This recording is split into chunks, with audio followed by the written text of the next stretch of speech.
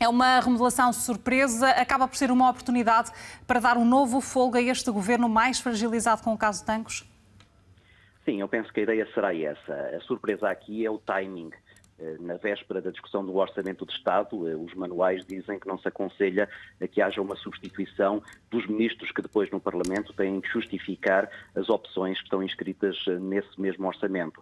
E os sinais que havia era de que esta remodelação aconteceria exatamente depois do Orçamento de Estado.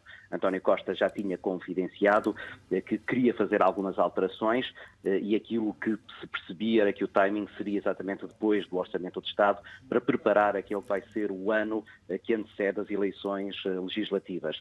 A verdade é que com este acontecimento da saída de Azeredo Lopes, o processo ter-se-á precipitado e essa remodelação que António Costa estaria a preparar acabou agora por acontecer exatamente em cima da discussão do Orçamento de Estado, eventualmente porque o Primeiro-Ministro percebeu que com este Orçamento de Estado fechado e com soluções que na verdade são soluções de confiança política, essa mesma discussão no Parlamento pode não ficar mais fragilizada. Ricardo, e olhando a isto, para estas mudanças por setores, há aqui a surpresa para a inclusão de duas mulheres, nesta que é a maior remodelação a nível ministerial deste Executivo de António Costa. Vale a pena salientar que para o lugar de Azeredo Lopes, e vamos começar exatamente por aí, vai alguém que é bem próximo de um Partido Socialista que já conhecemos pelo trabalho feito em algumas áreas ao nível da cooperação, até porque Gomes Cravinho foi já secretário de Estado da Cooperação.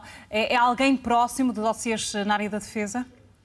É alguém próximo da área da defesa, alguém que já teve experiência nessa área, foi secretário de Estado na altura dos governos de José Sócrates, tem um conhecimento muito próximo desses dossiês e tu já o indicaste, penso que o critério que terá estado também por trás dessa escolha é exatamente essa proximidade ao Primeiro-Ministro e também o peso político que tem dentro do próprio partido. E isso, neste momento, é um critério fundamental. António Costa sabe que, mais do que estar agora a preparar um governo, que terá pouco mais de 12 meses, ou até 12 meses, está sobretudo a preparar aquilo que é uma frente de combate político que será particularmente duro ao longo dos próximos meses. E, portanto, essa questão da confiança política e também da sua boa intrusão no interior do Partido Socialista, que é quem se vai candidatar a essas eleições, é absolutamente essencial. Ricardo, e dessa questão faz também parte o nome de Pedro Cisa Vieira, que para além de ministro adjunto, passa agora a liderar também a pasta da Economia. Este é um ponto importante, já que Manuel Caldeira Cabral, que estava à frente deste Ministério, era um dos ministros mais frágeis e que há algum tempo já se esperava que pudesse sair do Ministério. Sim, tinha vulnerabilidades e o facto do Primeiro-Ministro estar recorrentemente a elogiá-lo não era um bom sinal. Os elogios partiam exatamente de críticas que eram feitas dentro e fora do Partido Socialista sobre a sua fraca visibilidade e também sobre a sua difícil negociação em alguns setores cruciais da economia.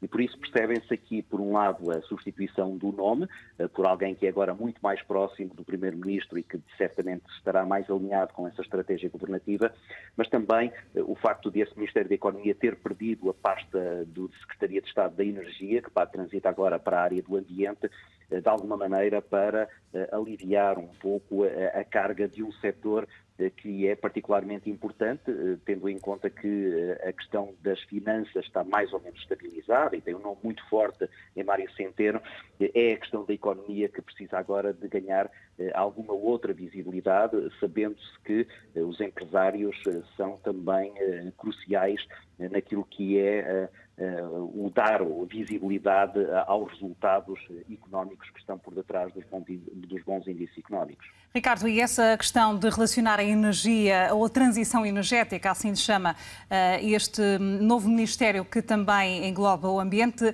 estas mãos dadas entre as duas áreas poderá significar também uma mudança política, uma clara assunção de que, a partir de agora, a questão energética vai ter mais preponderância nas escolhas deste governo? No Orçamento de Estado já se percebia isso, o maior investimento nessa área. Era uma área que estava de alguma forma desprotegida, se nós compararmos aquilo que eram as opções, por exemplo, do último governo socialista de José Sócrates com as opções energéticas de António Costa, percebíamos que tinha havido aí alguma falta de investimento. Eventualmente isto é um sinal de que António Costa, preparando já uma próxima legislatura, acreditando que ganhará as eleições e continuará como Primeiro-Ministro, quer fazer aí uma aposta mais sólida. Mas eu diria que, em grande parte, é também o tentar tirar trabalho e tentar reorganizar aquilo que, na altura, nunca tinha sido muito bem entendido, que era essa componente energética no interior de um Ministério da Economia, que claramente precisava muito mais de uma relação próxima com empresários, sendo a questão das energias uma questão que está muito próxima em termos de organigrama, mas em termos até de filosofia governamental, com a área do ambiente. Veja-se ainda agora esta questão acerca da discussão do preço dos combustíveis, que é uma questão da área da energia, mas é também uma questão da área do ambiente, sabendo-se da centralidade da discussão sobre essas matérias ambientais.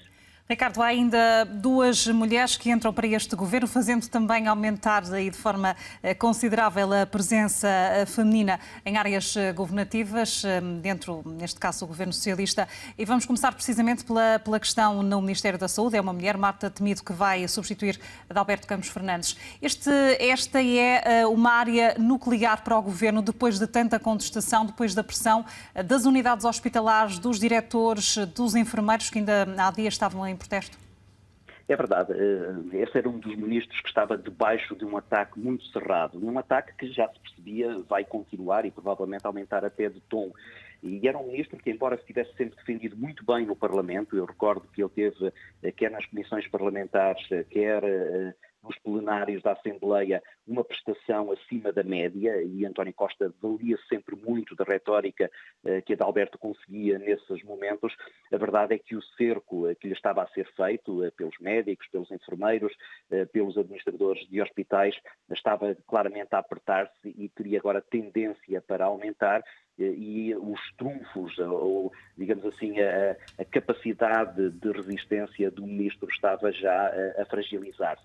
A escolha agora é por alguém que, mais uma vez, tem essa confiança política de António Costa, mas tem também outra característica que é aqui relevante. Conhece muito bem os hospitais, ela esteve à frente do organismo que regulava exatamente as administrações hospitalares e foi afastada o ano passado de um organismo de coordenação na área da saúde por divergências com aquilo que eram algumas opções que Adalberto Campos Fernandes tinha vindo a tomar nos últimos tempos.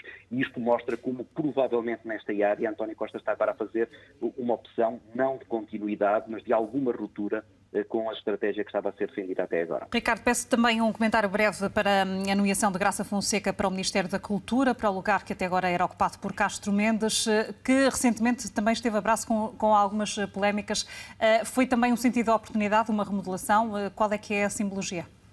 Sim, este era um daqueles nomes que também se contava os dias até à sua possível substituição. A sua prestação é muito discreta, o seu conhecimento de algumas áreas, é preciso recordar que, por exemplo, este Ministério da Cultura tem também a área da comunicação social debaixo da sua tutela, não se viam ali muitos resultados e, portanto, este era um daqueles nomes que não surpreenderia se fosse substituído. Graça Fernandes, pelo contrário, é alguém que tinha dado já provas da sua eficácia numa área particularmente sensível, que é da modernização, e a sua escolha aqui também não surpreende, exatamente como recompensa dessa eficácia e tentar dar visibilidade a uma área que, ainda por cima, no Orçamento de Estado, vai ter agora algum reforço, que é esta área da cultura. E, portanto, quer-se aqui dar visibilidade pública àquilo que é um esforço de ponto de vista financeiro. Ricardo Jorge Pinto, agradeço também esta primeira reação com a leitura aos novos nomes que vão fazer parte do Executivo de António Costa.